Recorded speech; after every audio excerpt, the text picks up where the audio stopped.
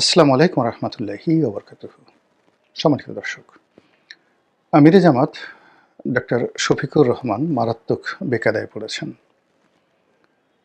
গত ১৭ মাসে তাকে নিয়ে বহু বিতর্ক তৈরি হয়েছে এবং এই যে বিতর্ক হওয়া একদিকে ভালো। একদিকে ভালো এই কারণ হলো যে জামাত এখানে ইসলাম প্রচার করতে আসেনি, পীর কিংবা মোর্শেদ সাজতে আসেননি। এখানে ডক্টর শফিক এবং তার দল রাজনীতি করতে এসেছেন। আর রাজনীতির ময়দানে যুদ্ধ, হিংসা, বিদ্বেষ, একে অপরের যাকে বলা হয়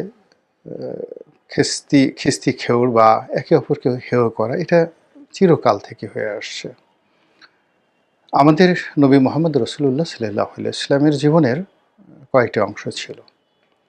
একটি অংশ তিনি আল্লাহ রসুল মোহাম্মদ রসুল্লাহ সাল্লাল্লাহু আলাইহি ওয়াসাল্লাম, এবং এই শানটি যখন আপনি ব্যবহার করবেন তখন মাকানা মোহাম্মদুন আবা আহাদিম মির রিজালিকুম ওলাকি রসুল আল্লাহ, ওলাকি রসুল আল্লাহ হে খাতামুন নবিয়িন, এটা প্রযোজ্য।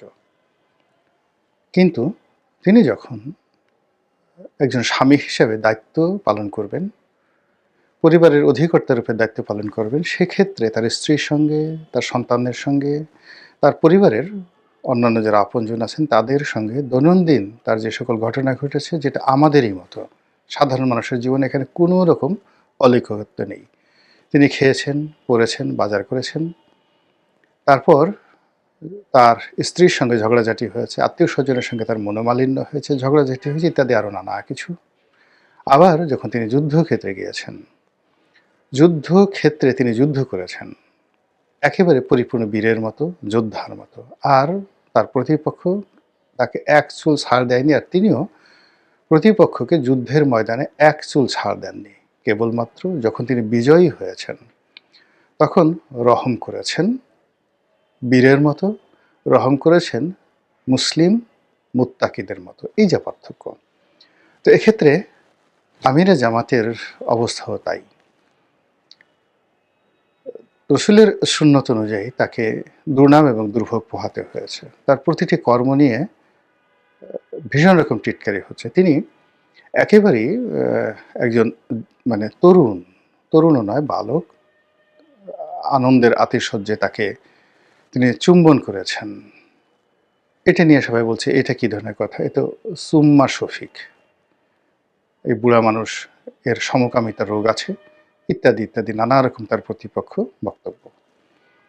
এরপর কয়দিন আগে দেখা গেল একজন শহীদ মা, মানে জুলাই যোদ্ধাদের মধ্য থেকে যিনি শহীদ হয়েছেন, এরকম হতভাগ্য এক রমণী, সন্তানহারা রমণী, রীতিমতো পাগলিনী, তিনি ডক্টর শফিকুর রহমানকে দেখে আবেগের আতিশয্যে এসে জড়িয়ে ধরেছেন। এই বিরল দৃশ্যটিকে নিয়ে তার প্রতিপক্ষ যারা খুব নির্মম এবং নিষ্ঠুরভাবে তাকে সমালোচনা করেছেন। কয়দিন আগে আল জাজিরাতে তিনি যে সাক্ষাৎকার দিয়েছেন, এবং এই সাক্ষাৎকারে আমি আলাদা একটা ভিডিও করব, এবং এই সাক্ষাৎকার দেখে তার যারা প্রতিপক্ষ ভীষণ রকম মানে লাঞ্ছিত হয়েছেন, অপমানিত হয়েছেন এবং কষ্ট পেয়েছেন। তার কথাগুলো ছিল খুব ধারালো, সুস্বাদু, স্ট্রেট ফরওয়ার্ড, এবং অ্যাট দ্য সেম টাইম যেটি কেউ তার কাছ থেকে আশা করেনি, তিনি ইংরেজিতে সাবলীলভাবে বক্তব্য দিয়েছেন। খুব আতিশয্য ছিল না, কিন্তু একেবারে ঝটপট উত্তর। ফলে তখনই অনেকে আশা করেছিল যে এই সাক্ষাৎকারের যে চৌম্বক অংশ, সেগুলো নিয়ে আগামীতে পর্দার আড়ালে কাদা ছোঁড়াছুঁড়ি হবে। তো কাদা ছোঁড়াছুঁড়ি হলো কি হলো না, মূল ব্যাপার হলো, যদি আপনি ঈমান ব্যবহার করেন, ইয়াকিন ব্যবহার করেন, আপনার কমন সেন্স ব্যবহার করেন, সেক্ষেত্রে ওনার মতো জায়গা থেকে যে কোনো রমণীকে সেই পতিতা বলে, বেশ্যা বলে গালি দেওয়া, এটা কেবল উনি নন, ওনার বয়সে যে কোনো একেবারে ন্যূনতম পোর্টফোলিও আছেন, এটা হয় না। যদি তিনি করেও থাকেন তবু আমি বলবো এটা হয় না। কেন করে থাকেন সেটা পরের বিষয়। মানে ওনার কোন কথা বলিনি, মানে ওনার বয়সের যে কোনো একজন পুরুষ, তারপরে ওনার পোর্টফোলিওতে যে কোনো একজন পুরুষ, তিনি রাগ হয়ে ঝগড়াঝাটির সময় তার প্রতিপক্ষকে এই ধরনের একটা কথা একান্ত ব্যক্তিগত পর্যায়ে বলতে পারেন, এবং অনেকে বলেনও। এবং এর আগে একবার ওই বিখ্যাত ওয়াইজিন, সে তার ভাইয়ের সঙ্গে ঝগড়া করছিল। সেই ঝগড়া করতে গিয়ে ঝগড়া এমন তিক্ত পর্যায়ে পৌঁছে যায় যে সেই ওয়াজকারী, খুব নামকরা ওয়াজকারী, সে তার মাকে খুব অশ্লীল এবং অশ্রাব্য ভাষায় গালি দেয়। মানে ভাইকে গালি দেওয়ার জন্যে। কিন্তু এটা তাদের মনের কথা নয়। এরকম অনেকের স্ত্রীর সঙ্গে, তার সন্তানের সঙ্গে, শাশুড়ির সঙ্গে, পরিবারের আপনজনের সঙ্গে কিংবা প্রতিবেশীর সঙ্গে এরকম ঝগড়াঝাটির সময় অনেক কথা হয়। এটা একান্ত ব্যক্তিগত। কিন্তু পাবলিক প্লেসে স্বয়ং ডোনাল্ড ট্রাম্পের মতো পাগলরাও এই ধরনের কোনো বক্তব্য দিবেন না নারী সম্পর্কে। যদি ডক্টর শফিক পাগল হয়ে যান আলাদা কথা, আদারওয়াইজ তিনি এই কথাগুলো বলবেন না। এটা হলো আমাদের সামাজিক একটা কালচার। তো আমরা কি করছি? সবাই মানে আন্দোলনে নেমেছি যে এই একটা সুযোগ পেয়েছি, তাকে এই সুযোগটা ব্যবহার করে তাকে হেনস্থা করতেই হবে। মিছিল হচ্ছে, মিটিং হচ্ছে, সামাজিক মাধ্যমে যে গালাগালি হচ্ছে, এটা অস্বাভাবিক কিছু না। এর কারণ হলো এখানে একটি গ্রুপ আছেন, তাদের এত কিছু ভাবার দরকার নেই। জামাতের প্রতি তাদের ভীষণ ক্ষোভ। জামাত দেখলেই তাদের মনে হয় যে এরা ধর্ষণকারী, এরা ৭১-এর সেই মানবতা বিরোধী অপরাধী। কাজেই তাদের যারা রাজনীতির উত্তরসূরি তারা সবাই খারাপ। এবং সেই সুযোগে যখনই কোনো রকম একটি ওসিলা তৈরি হয়, সেই ওসিলাকে জামাতকে যারা অপছন্দ করেন তারা ব্যবহার করবেন। এটা স্বাভাবিক। আর এখন রাজনীতির যে মারদাঙ্গা অবস্থা চলছে, জামাত এবং বিএনপি এক্সট্রিম পর্যায়ে চলে আসছে এবং এখানে জামাতের হাতে বিএনপির যে পরাজয়, এই পরাজয়টি বিএনপির কাছে মনে হবে আত্মহত্যার শামিল কিংবা খুব অবমাননাকর পরাজয়। আওয়ামী লীগের হাতে পরাজয়ের চাইতে জামাতের হাতে তাদের যে পরাজয়, সেই পরাজয় তাদেরকে অনেক কষ্ট এবং বেদনা দেবে মানসিকভাবে। কেন দেবে সেটা ইন ডিটেলস আপনারা সবাই জানেন।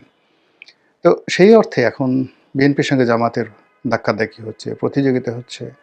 অনেকেই কথা বলার চেষ্টা করছেন যে জামাত বিজয়ী হয়ে যেতে পারে ম্যাটিকুলাসলি, হোয়াট এভার মেবি।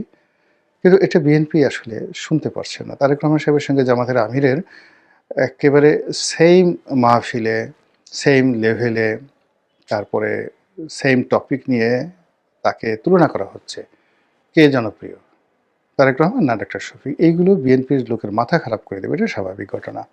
তো যাই হোক, এনিওয়ে এরই প্রেক্ষিতে ওনার যে সামাজিক মাধ্যমগুলো রয়েছে জামাতের আমিরের, ফেসবুক রয়েছে, টুইটার যেটিকে এখন এক্স হ্যান্ডেল বলা হয়, সেটা রয়েছে। আরও হয়তো লিঙ্কডিন থেকে শুরু করে আরও অনেক সামাজিক মাধ্যম রয়েছে, সেখানে হয়তো জামাতের পেজ রয়েছে।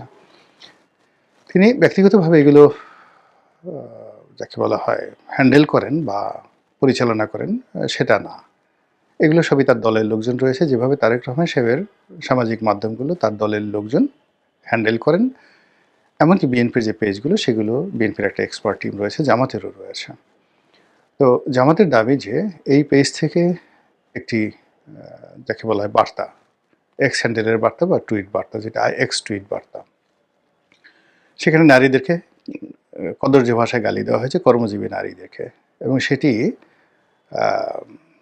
নিয়ে সারা দেশ উত্তাল। এবং এর প্রেক্ষিতে তারা কি করেছে, এই পেজ এখন যাদের কাছে আছে, এটা যে আমাদের কাছে থাকতে পারে অথবা হ্যাকারদের কাছে থাকতে পারে, তারা আবার এটাকে ৮ ঘন্টা পরে এটাকে মুছে দিয়েছে।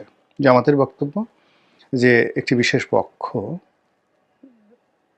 এই পেজটি হ্যাক করেছে এবং হ্যাক করে তারা এই বক্তব্য দিয়েছে। বক্তব্য দেওয়ার পর তারা এই পেজটি হয়তো উদ্ধার করেছে।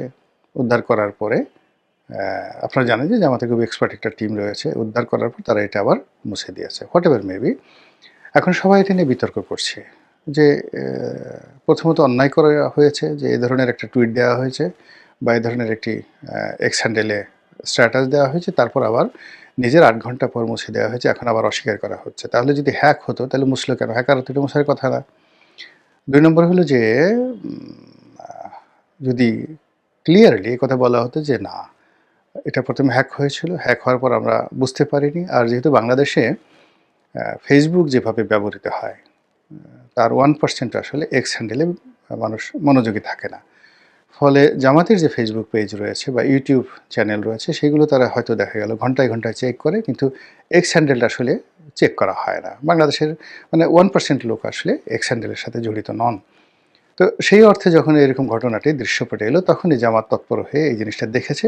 সো এরপর তারা ব্যবস্থা নিয়েছে। এই কথাগুলো তারা ক্লিয়ারলি বলতে পারেনি। বলতে না পারার কারণে এটা নিয়ে একটা ধোঁয়াশা তৈরি হয়েছে এবং সারা বাংলায় যেটা হচ্ছে, জামাত বিরোধী লোক এটাকে হাতিয়ার হিসেবে ব্যবহার করেছে। আর জামাত এটা নিয়ে তেলে বেগুনে জ্বলে যাচ্ছে যে তাদের সবচেয়ে সম্মানিত যিনি রয়েছেন আমিরে জামাত, তাকে নিয়ে যে নোংরামি হচ্ছে তারাও ছাড়বেন না। তারাও যারা এই কাজ করেছেন তাদেরকে মানে যাকে বলা হয় এক দফা তারা দেখে ছাড়বেন। এবং এখন যেহেতু জামাতের সঙ্গে রাজনীতির ময়দানে তাদের প্রতিপক্ষ রয়েছে বিএনপি, তো সেই বিএনপিকে তারা টার্গেট করেছে। এমনকি এই কাজ আওয়ামী লীগও করতে পারে, এই কাজ সরকারের মধ্যে যে সকল লোকজন আছে বিএনপিপন্থী তারাও এই কাজ করতে পারে, আওয়ামী লীগপন্থীও কাজ করতে পারে। কিন্তু জামাত এখন সুনির্দিষ্টভাবে কাউকে অভিযোগ না করলেও তারা এই মুহূর্তে যেহেতু ক্ষতিগ্রস্ত হয়েছে, তাদের আমির মারাত্মকভাবে অপমানিত বোধ করেছেন, তারাও তাদের রাজনৈতিক প্রতিপক্ষ জনাব তারেক রহমান সাহেব সেখানে তারা চেষ্টা করবেন। আপনারা জানেন যে যারা বট বাহিনী কিংবা ধরেন যারা হ্যাকার, তারা এই ফেসবুক টুইটার থেকে শুরু করে যে কোনো ইন্টারনেট প্রোটোকল হ্যাক করার ক্ষেত্রে এতটা দক্ষ অভিজ্ঞ যে অনেক সময় এরা বাংলাদেশ ব্যাংকের মতো সেন্সিটিভ পেজ, সরকারের গুরুত্বপূর্ণ বিটিআরসির যারা এই ইন্টারনেট প্রোটোকল নিয়ন্ত্রণ করেন সেই বিটিআরসির পেজ অনেক সময় হ্যাক করে ফেলে। এবং এই হ্যাকারদের একটা আন্তর্জাতিক নেটওয়ার্ক রয়েছে। এরা ইসরায়েলে পর্যন্ত আক্রমণ চালায়, এরা ভারতে সেই আক্রমণ চালায়, পেন্টাগনে পর্যন্ত এরা আক্রমণ চালায়, ব্যাংক অফ আমেরিকাতে আক্রমণ চালায়। এবং এদের একটা অ্যাসোসিয়েশন আছে, এক হ্যাকার আর এক হ্যাকারের সঙ্গে পরিচিত। তো এখন এই যে জামাতের যারা হ্যাকার আছে তারা প্রাণান্ত চেষ্টা করবেন তারেক রহমান সাহেবকে বেইজ্জতি করার জন্য। এবং এখানে এই যে গত 17 মাসে জামাতের যে কর্মকাণ্ড, সেই কর্মকাণ্ডর মধ্যে দিয়ে জামাতের যে নারী বিদ্বেষ, তারপর নারী নেতৃত্ব সম্পর্কে জামাতের যে অনীহা, এরপর এই নারী নেতৃত্ব এবং জামাতের মনোভাব নিয়ে নারীদের মধ্যে যে মনোভাব, সেই মনোভাব, বিদ্বেষ, ক্ষোভকে কাজে লাগিয়ে জাস্ট একটি শব্দ যুক্ত করে দেয়া কর্মজীবী এবং বেশ্যা, এটাকে কাজে লাগিয়ে যে আগুন জ্বালিয়ে দেওয়া হয়েছে, আমার কাছে মনে হচ্ছে এই আগুন থেমে থাকবে না। অন্যদিকে এই সময়টিতে দেখা গেল যে বিএনপিকে নিয়ে, তারেক রহমান সাহেবকে নিয়ে অনেকগুলো ন্যারেটিভ কিন্তু তৈরি হয়ে আছে। কোন ন্যারেটিভটি জামাতের যারা লোকজন রয়েছেন বা হ্যাকার রয়েছেন বা জামাতপন্থী হ্যাকার রয়েছেন অথবা বিএনপি বিদ্বেষী হ্যাকার রয়েছেন, তারা এই সুযোগে রাজনীতির ময়দানকে ঘোলা করার জন্য, এমনকি দেয়ার এজেন্সি, দেশি বিদেশি অনেক এজেন্সি রয়েছে। আপনি যদি এখন বাংলাদেশের পরিস্থিতি ঘোলাটে করার জন্য একটা অপকর্ম করে আপনি কি বলবেন বলেন? এবং সেই কাজটি যদি এখন করে এনিবডি, এমনকি সিআইএ করতে পারে, সেই কাজটি করে যদি তারেক রহমান সাহেবকে মারাত্মকভাবে অপমানিত করে যদি দায় জামাতের উপর যাকে বলা হয় চাপিয়ে দেওয়া হয়, সেক্ষেত্রে কি হবে? বিশাল একটা দাঙ্গা নয়? আপনার কি মনে আছে 1957-এ যখন এই দাঙ্গা হয়েছিল আদমজীতে? কারণ কি ছিল? আপনারা কি জানেন যে নবকুমার ইনস্টিটিউটের ছাত্র মতিউরকে যখন গুলি করে মারা হলো তার প্রেক্ষিতে 69-এর গণ অভ্যুত্থান হয়েছিল। আমাদের দেশে এই যে সর্বশেষ যে জুলাই আগস্ট বিপ্লব হলো, এই বিপ্লবে শহীদ আবু সাঈদ কিভাবে মানুষের আবেগকে নাড়া দিয়েছিল। আমি এ যাবৎকালে যত টুইট করেছি আবু সাঈদের সেই গুলিবিদ্ধ ছবি 2 হাত প্রসারিত করার পরে আমি যেটা স্ট্যাটাস দিয়েছিলাম, আমার সামাজিক মাধ্যমের ইতিহাসে এই প্রথম সবচেয়ে বেশি ভাইরাল হয়েছিল। এবং I am the first person যারা সামাজিক মাধ্যমে সেলিব্রিটি রয়েছে তাদের মধ্যে আমি প্রথম এই আবু সাঈদকে নিয়ে পোস্ট দিয়েছিলাম। মানে কত মিলিয়ন মিলিয়ন যে এটা শেয়ার হয়েছিল, লাইক হয়েছিল, কমেন্ট হয়েছিল একমাত্র আল্লাহ জানেন, আমার কাছে হিসাব নেই। এবং আমি অন্তঃস্থল থেকে সেটা দিয়েছিলাম। আমার একবারও ভয় হয়নি যে এই কাজ করতে গেলে শেখ হাসিনার রেজিমের যারা লোকজন রয়েছেন তারা আমাকে গুলি করতে পারেন, মেরে ফেলতে পারেন, আমাকে ধরে নিতে পারেন। ডোন্ট কেয়ার, আমি অঝরে কেঁদেছিলাম সেই দৃশ্য দেখে।